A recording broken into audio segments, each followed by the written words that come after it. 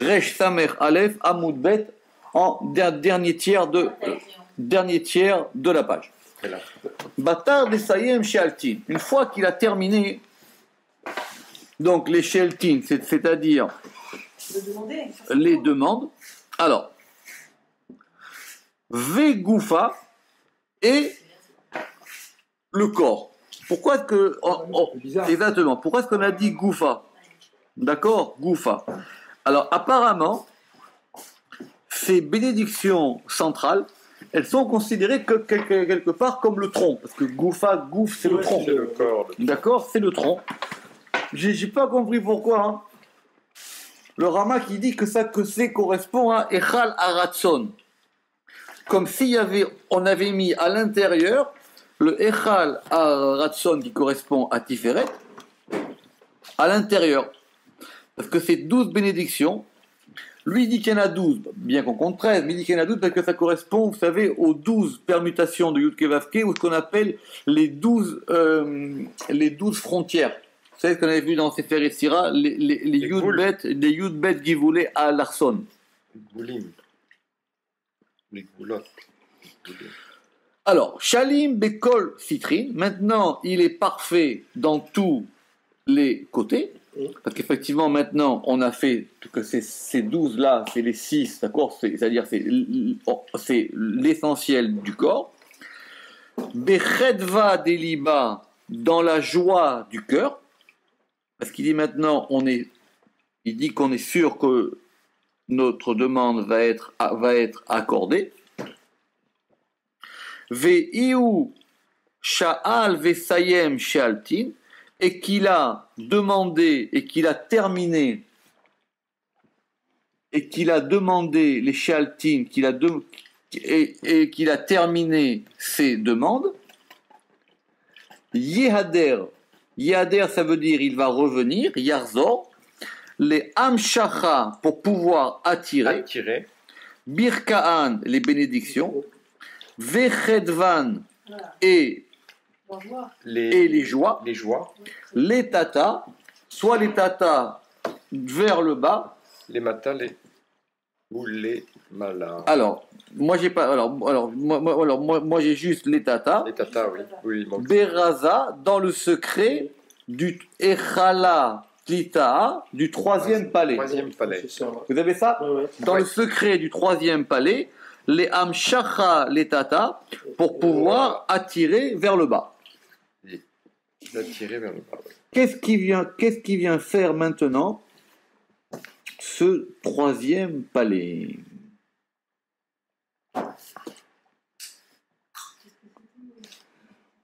Alors, alors, attendez, doucement. Si vous vous rappelez, on avait dit qu'on mettait 7 dans 7. Que dans le 7e palais, on incluait maintenant les 7 palais. Donc, si on a mis 3 palais dans les 3 premières bénédictions, si on a mis un palais dans les bénédictions centrales, il nous en reste 3 pour les 3 qui restent. D'accord. Si on a mis les 7 palais dans 7, on est dans le 7e. D'accord. Les 3 premières berachot, elles correspondent à.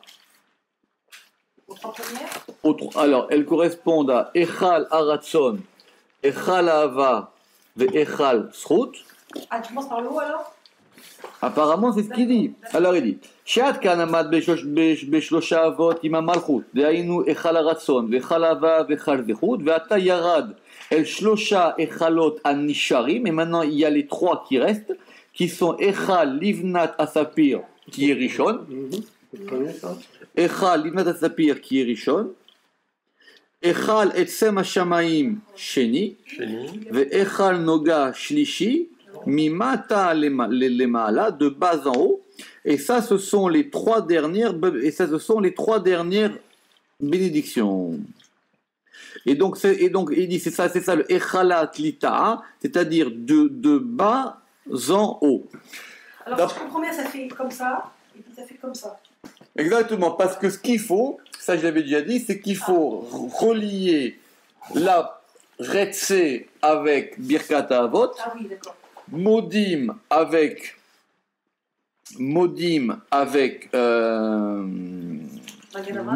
avec Mechaye à Metim et Sim Shalom avec Atakadosh. Et donc maintenant on arrive à Retsé. Il faut qu'on relie les 3 premières aux 3 dernières pour pouvoir faire un 1 en tout. D'accord? Donc il y avait la première qui était Avot. D'accord? La première de Magen Abraham, elle est à lier et elle est en parallèle avec Retsé. La deuxième, Mehaya Metim, elle est en parallèle avec Modim. Et la troisième, Atakadosh, elle est en parallèle avec Sim Shalom. Okay. Donc il faut maintenant lier tout ça. D'accord? Alors, donc on arrive à Retsé Hashem Eloheinu. D'accord? Alors, juste une petite parenthèse, ce Retsé, il est difficile à traduire.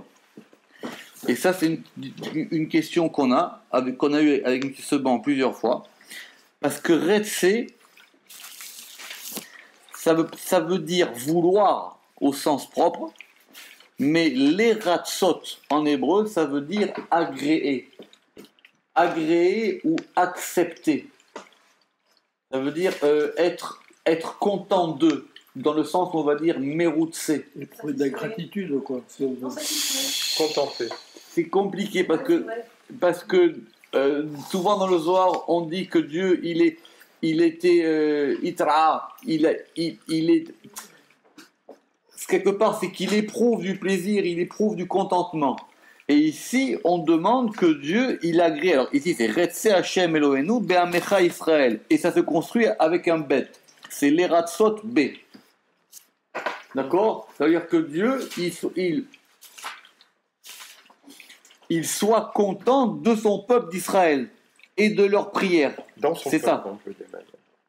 Et oui, mais l'Eratzot B, Ouais, en français, en français, le dans ou le avec, il ne fonctionne plus. D'accord? Donc l'Eratzot, ici, ça veut dire effectivement, c'est qu'il soit satisfait d'eux. Oui. Il soit satisfait d'eux et il soit satisfait de leurs prières.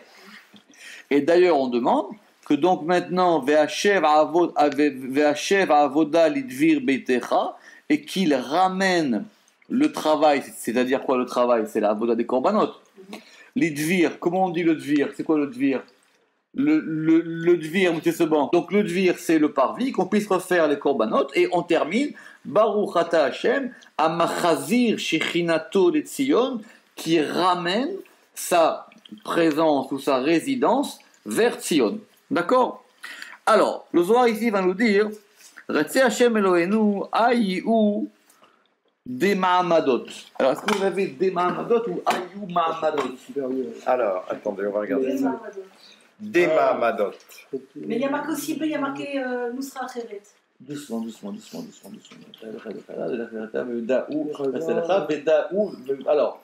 Alors, Begin des Mahamadot, ça fait pas mal. Ouais. Alors, et ça, c'est pour les Mahamadot. Alors, Mishmarot, des Mahamadot. alors, c'est quoi les Mahamadot? Tu sais, Mahamadot, pourquoi? Donc, c'est quoi les Mahamadot? C'est-à-dire, ce sont les 3 dernières bénédictions. Inun, et elles sont les Simchin. Les Simchin, on a dit, c'était les appuis. Ouais. Les appuis du corps. Pourquoi? Ça veut dire ici de quoi on parle? On parle des jambes. Des soutiens, de ce qui soutient Les le corps. soutiens du corps, c'est les jambes. Donc c'est Netzach et Hod. Ouais. C'est pour ça que là-bas, quand on va ponctuer dans les livres, dans les bons livres, pas dans le patard, mais quand on va ponctuer les noms de Yud Kevavke, là-bas, ça sera Netzach et Hod. Donc, Koubout, c'est. Exactement. Alors ça sera Netzach et Hod. Alors 2 secondes, je vous trouve un livre. Et donc ce sont les 2 piliers du corps qui sont donc Netzach et Hod. Et c'est pour ça qu'on va ponctuer le Baruch Ata Hashem Amachazir Shechinato de Tzion avec un Chirek qui est Netzach. Le Atov Shimcha Ulchana Eleodot avec un Kubutz qui sera Hod. Et Atov Shimcha et Amevarer Tamo Israël Bashalom avec un Shuruk qui sera, enfin, c'est-à-dire le Vav, c'est-à-dire un Shuruk avec un Vav, quoi. Et donc ça sera Yesod. Alors maintenant, Inun Simchin Degoufa, donc ce sont les appuis du corps. Shiruta Letata, c'est-à-dire le commencement du bas, min goufa. Alors le commencement du bas du corps, shiruta les goufa, parce que le goufa c'est tiferet, on est d'accord? Le goufa c'est tiferet. Terin yirchin, c'est-à-dire les deux jambes ou les deux cuisses. Ad dematu, jusqu'à ce qu'ils arrivent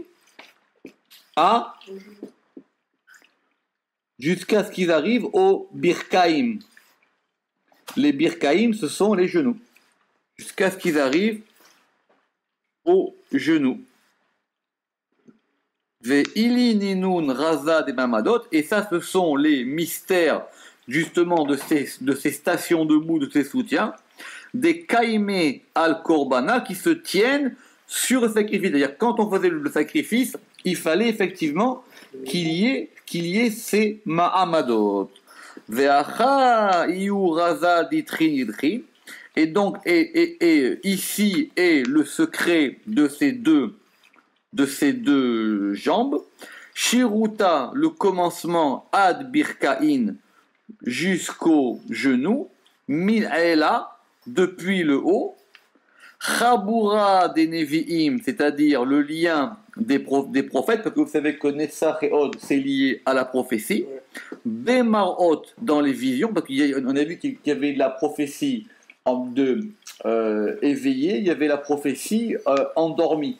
Et il y a aussi la prophétie par vision. Beraza de Advan, par le mystère des lettres.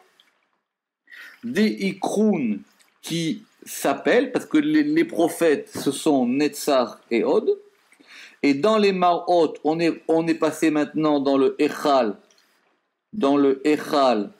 Noga. Et on a un nom qui s'appelle Beshama Kadisha, qui s'appelle dans le Shema Kadisha, dans le nom saint. Alors, He, Shin, Te, Tav, Pe, Aleph. Comment on obtient ça?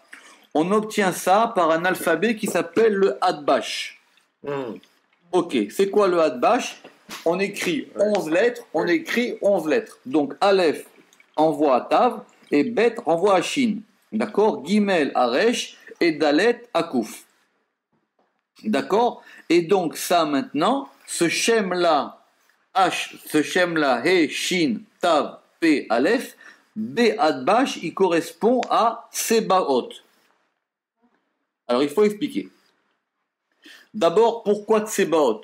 Parce que Tsebaot, c'est en général, le Rama qui l'explique aussi dans le Pardes Rimonim, en général, Tsebaot, c'est le nom qui correspond à Netzach et Od. On l'avait vu ensemble. Et pourquoi ça s'appelle Tsebaot? Parce qu'en général, ces deux séphirotes, elles sont liées.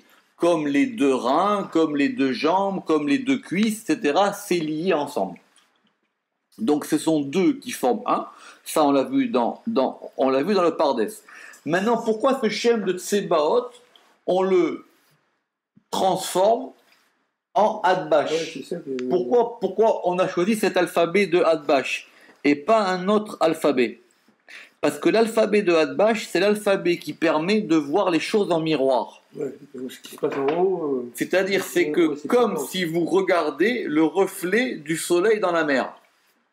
Quand vous regardez le reflet du soleil dans la mer, c'est-à-dire que vous avez le soleil, vous avez la mer, et maintenant la mer c'est la malroute si vous voulez, donc on va voir les choses à l'envers. Donc l'alphabet du Hadbash, il permet de renverser les choses. C'est une permutation pour voir qu'est-ce que le haut projette sur le bas. Ou même parce qu'on peut l'utiliser dans les deux sens, le Hadbash. C'est-à-dire que soit pour voir qu'est-ce que le haut projette sur le bas, ou de quoi le bas est l'image. Donc ça c'est plutôt en bas alors. Eh bien, justement, maintenant, on est dans les degrés de Netzach et Od. Donc, on a maintenant ce degré de Netzach et Od. La kavana qu'il faut avoir, c'est ce Shem Tsebaot. Dans ce Shem Tsebaot, il est simplement donné quand on a Netzach et Od, mais là, on est dans un mouvement. Dans ce mouvement, maintenant, où on doit lier le bas avec le haut, il faut relier ce Tsebaot par rapport à ce qui est venu en haut dans le début de la Tfila. Donc, ce Tsebaot, on l'écrit en Hadbash. Et en Hadbash, il forme ce nom-là. Et d'ailleurs, Hein? Ça veut dire quelque chose. Non, mais d'abord, même Sébaot, nous Sébaot, ça nous arrange parce que ça a un sens, on dit le Dieu des armées. Le dieu des armées. Mais bon, c'est parce que ça nous fait plaisir. Céleste, c'est pour faire C'est beau. le- Ça nous fait, parce qu'effectivement, ça nous fait, Star Wars, quoi. ça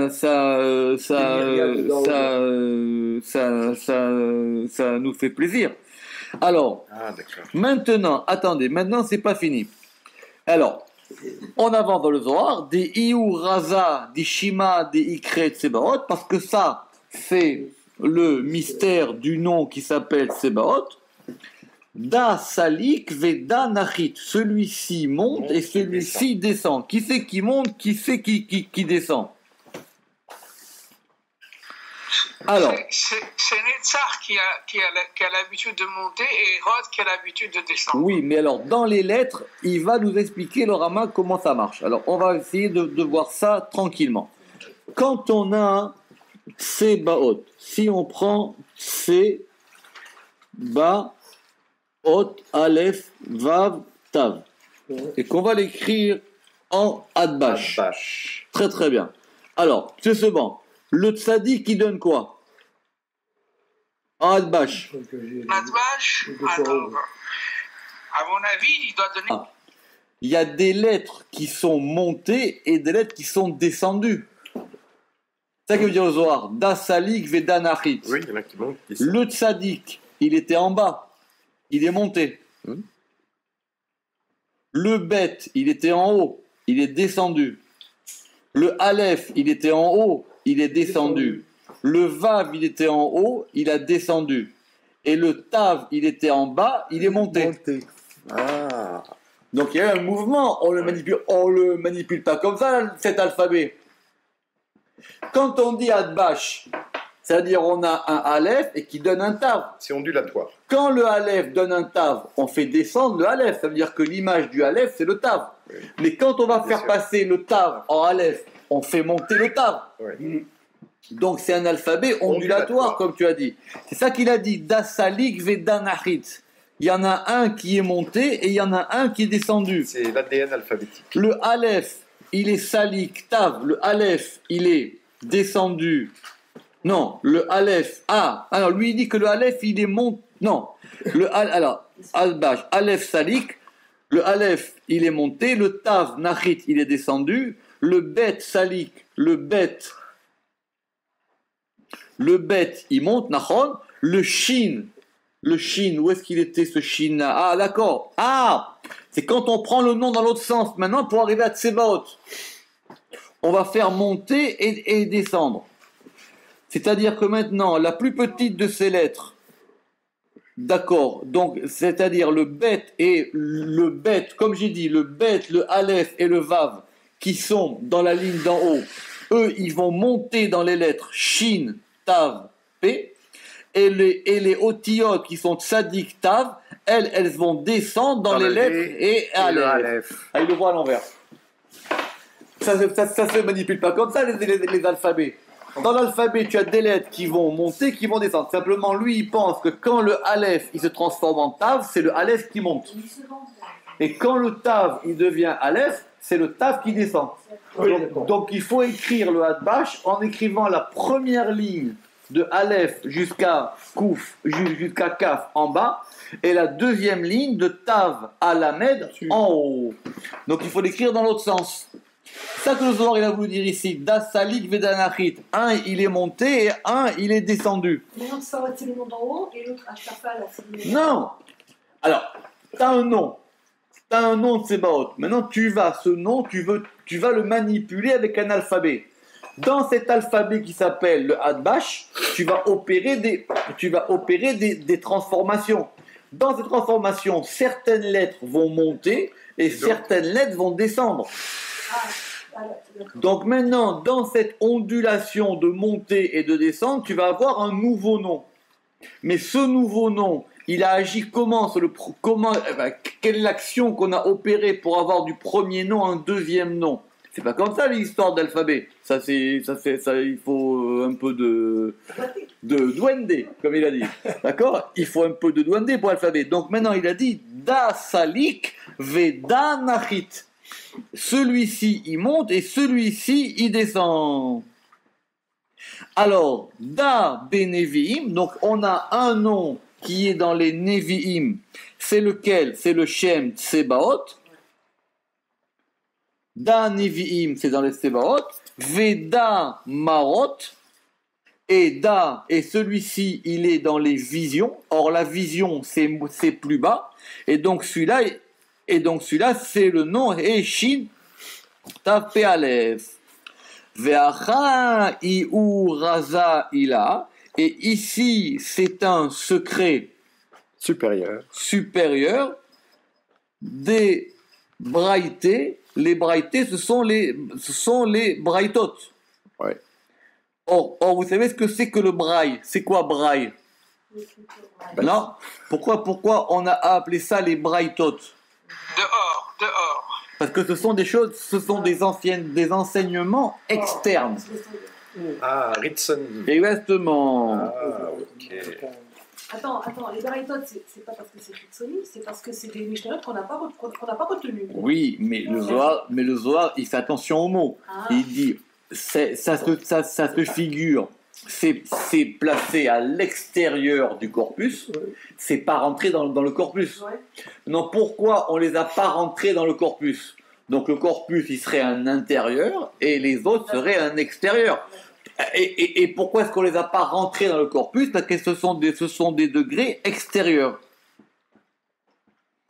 D'accord? C'est que chez ça la Mishnah ou Torah chez Be'alpé. Et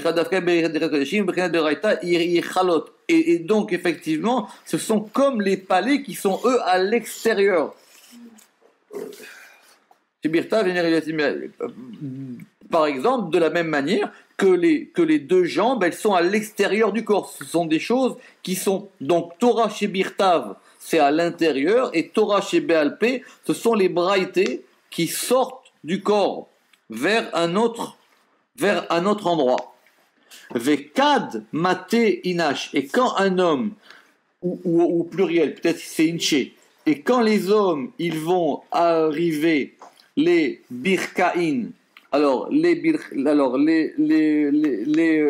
birkin, c'est-à-dire les genoux, à ce moment-là, on va se prosterner. C'est pour ça qu'on se prosterne à Modim. Yikra Baruch Ata Hashem Amachazir Shechinato le Tzion, qui fait revenir sa Shechina à Tzion. Parce que maintenant, ça c'est à l'extérieur et nous, on veut le ramener à l'intérieur. Aha! Et ici, Addaru. Et ici, on a fait revenir les braïtés, les enseignements extérieurs. À l'intérieur. Les matnitin dans les mishnayot, dans les enseignements. On ramène l'extérieur dans l'intérieur. C'est ça qu'on dit. Que Dieu, il ramène le côté extérieur dans l'intérieur. Amachazir shechinato le Tzion. Pourquoi la shechina, elle était où? La shechina, elle était à l'extérieur. Elle était à l'extérieur. Donc on veut la ramener à l'intérieur. Ve'id barcha'an kehada. Et ils sont maintenant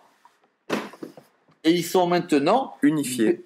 Bénis. Et ils sont maintenant bénis ensemble. Comme un. Ils sont maintenant bénis ensemble. Ouais. Ok? Donc là, on est à Machazir Shechinato le Tzion. Donc on était à la 3e. Maintenant, on va aller à Modim. Echala Tinyana. Donc c'est-à-dire maintenant le 2e palais. Les Tata, depuis le bas. D'accord? Il est 2e depuis le bas. Puis qu'on est descendu. C'est-à-dire pas que depuis le bas, on remarque. Ouais. Il est 2e, exactement.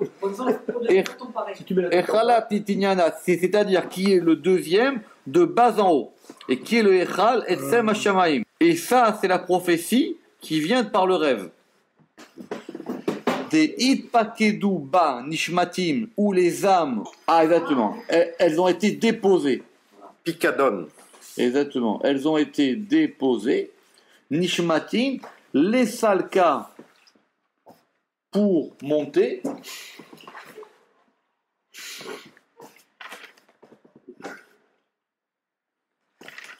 Alors attendez doucement. Modim anachtonah shet Hashem lekenis lekenikra.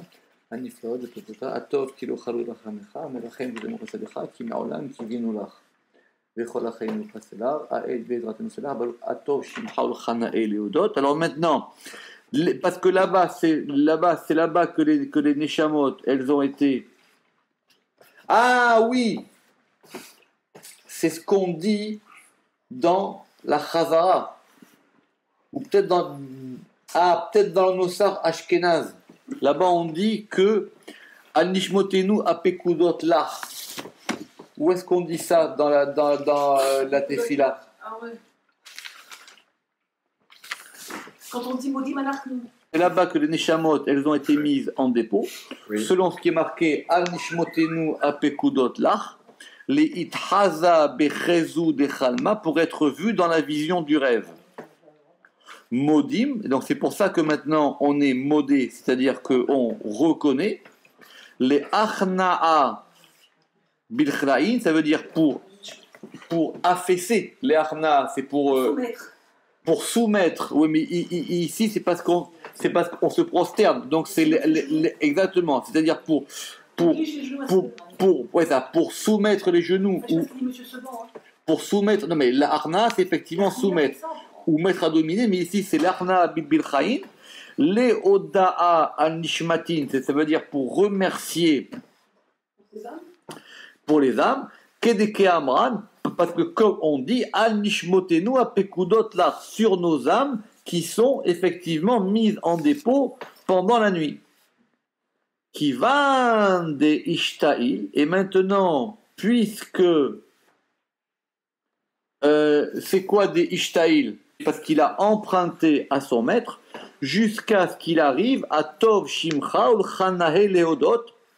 Donc maintenant ton nom il est bon et toi c'est agréable de te louanger, et ça c'est le Raza de Shema Kadisha. Et donc maintenant on va retomber sur un deuxième nom qui lui va s'appeler Bet Mem Vav Kaf Nun. Alors comment est-ce qu'on a eu ce nom là? C'est très simple, c'est que on va avoir maintenant deux noms. Alors, Aleph, Bet, Gimel, Dalet. Alors, c'est ça. C'est-à-dire qu'on prend le nom El, Aleph, Lamed, on prend le nom Kel, et on prend le nom Elohim. Et on va déplacer dans l'alphabet d'une place. Donc le Aleph devient un Bet, et le Lamed devient un Mem. Ça c'est pour le premier, donc on a Bet Mem. Et le Elohim, le Aleph devient un Bet, le Lamed devient un Mem, le He devient un Vav, le Yud devient un Kaf, et le Mem devient un Nun. D'ailleurs, cet alphabet s'appelle Al-Bam. Alors, cet alphabet, quoi? Cet alphabet s'appelle Al-Bam. C'est comme ça qu'on note cet alphabet. Au Aleph, on fait correspondre la Med, au Bet, le Mem. Non, pourquoi la Med? On a avancé d'une place. Non, c'est un alphabet qui s'appelle comme ça, qui s'appelle Al-Bam. Comme le Hatzbash, celui-là s'appelle Al-Bam. Et pourquoi Au Aleph, on fait correspondre le Bet. C'est ça, Al-Bam. Al-Bam. Ouais. Bon, c'est la manière, c'est le moyen mnémotechnique de t'en souvenir. Mais en fin de compte, non. Mais si, parce qu'on comprend. Al-Bam. Oui, mais dans Al-Bam, tu utilises un moyen. Non, tu utilises un moyen mnémotechnique pour t'en souvenir. C'est-à-dire que Aleph donne le Bet et le Lamed donne le Mem. Donc on l'appelle le Al-Bam. Mais simplement, c'est simple. C'est qu'en fin de compte, c'est un alphabet où t'as avancé d'une place. Ça veut dire que tu vas vers l'avant. On a dit que c'était l'alphabet du Shoresh Haba. C'est-à-dire que c'était là où tu voulais aller. D'accord? Alors c'est ça, et il dit Veda il crée, et ça s'appelle El Elohim, Dei ou Berazaïla, qui est dans un secret supérieur, et ça correspond d'ailleurs à un verset dans Yoshua, il est marqué El Elohim Hashem ou Yodea, parce que là-bas il est marqué El Elohim Hashem. D'accord? Et effectivement, apparemment, c'est l'une des seules fois où on a ce El Elohim. Parce que c'est pas souvent qu'on l'a, ce El Elohim. Parce qu'en général, on a Hashem Elohim, mais on n'a pas souvent El Elohim. Donc c'est un nom particulier qui ici va nous servir pour récupérer ce dont on a besoin. Michael, excuse-moi, le album. C'est le principe ou le klal, la généralité de ces lettres, des Elinadvin, Acharenin, de ces autres lettres, des Nafke Minayu qui sortent d'elles. C'est-à-dire que du Aleph, on a fait sortir un Bet, et du Lamed, on a fait sortir un Mem. D'accord? Ve'acha, et ici, Itraza Chada, ici il y a un mystère, des Kuléou, que tous ces genoux, Mevarchin, ils sont, alors là, des Koulou Yarchin Mevarchin. Ça veut dire quoi ici? Ils sont bénis en bas, des Koulou Yarchin Mevarchin. Bénissent. Que tous ces genoux ils bénissent. Mevarchin, c'est qu'ils bénissent ou qu'ils sont bénis? Bénissent. C'est au moment où quand on se prosterne, Ouais. c'est une manière de bénir, de faire venir la bracha de en haut. Exact. On l'amène en bas. On a déjà vu ce nom-là plus haut, si vous vous souvenez. Oui, mais là-bas il y a marqué Vekad Mateinesh, mais nous on avait lu les Birkaïn. Non, mais on a vu le Shem, Bet, Mem, Vav, Chaf, Nun plus haut. Oui, mais ça c'est sûr ça. Mais c'est pas ça le problème. Moi je me pose la question de ce mot de Mevarchin, parce que plus on avait dit Vekad Mateinesh les Barchin. Oui, et dans le texte, ils ont mis Gershaïm pour bien faire ressortir qu'il y a quelque chose qui correspond pas seulement au Birkaïm, mais pour dire qu'il y a aussi quelque chose qui est autre que le Birkaïm.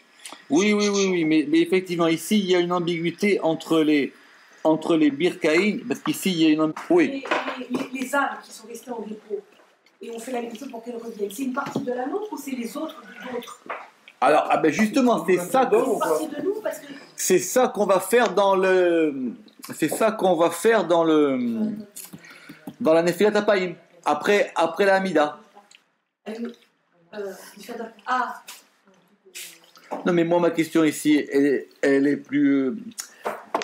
Apparemment, c'est bizarre parce que tu es arrivé à ce niveau-là de la Tfila, et maintenant, à ce niveau de la Tfila, ça veut dire après qu'on a fait le schéma, les korbanot, les mizmorim, tout ça, et maintenant que tu arrives à Modim, c'est là qu'on va récupérer les neshamot. C'est intéressant ça. C'est-à-dire que jusqu'avant, on n'avait rien récupéré. Et après, dans la Nefilat Apaim, là justement, on va voir. Alors c'est vrai que sur le problème général, on veut récupérer la Neshama qui était en haut, mais en même temps, on veut la récupérer, si possible, en meilleur état, et si possible, la même. Parce que si tu te lèves le matin, tu es un autre, après, personne ne te reconnaît. Bien sûr, ça arrive. Et on peut après rechanger aussi. Bien sûr, ça peut arriver. C'est pour ça qu'on fait les Brachot HaShachar. Parce qu'on veut qu'effectivement, que la Neshama qu'on reçoive, tu ne te lèves pas avec... c'est ça la schizophrénie. Mais ce qui est intéressant, c'est que dans les Kavanot, il n'y a aucune Kavana sur le Modéani. Alors que c'est ça qu'on demande dans le Modéani. Chez Echadar Tabil, chez Echadar Nishmati, parce que tu m'as retrouvé. Tu m'as redonné mon âme. Oui, enfin, tu m'as fait revenir, quoi. Tu m'as fait revenir mon âme. Tu m'as rendu mon âme de Salma. Ouais, entier. D'accord? Allez, on va commencer la suite et après on terminera et on va avancer à notre paragraphe et on va faire maintenant le Sim Shalom. Alors on y va, le Sim Shalom, c'est parti.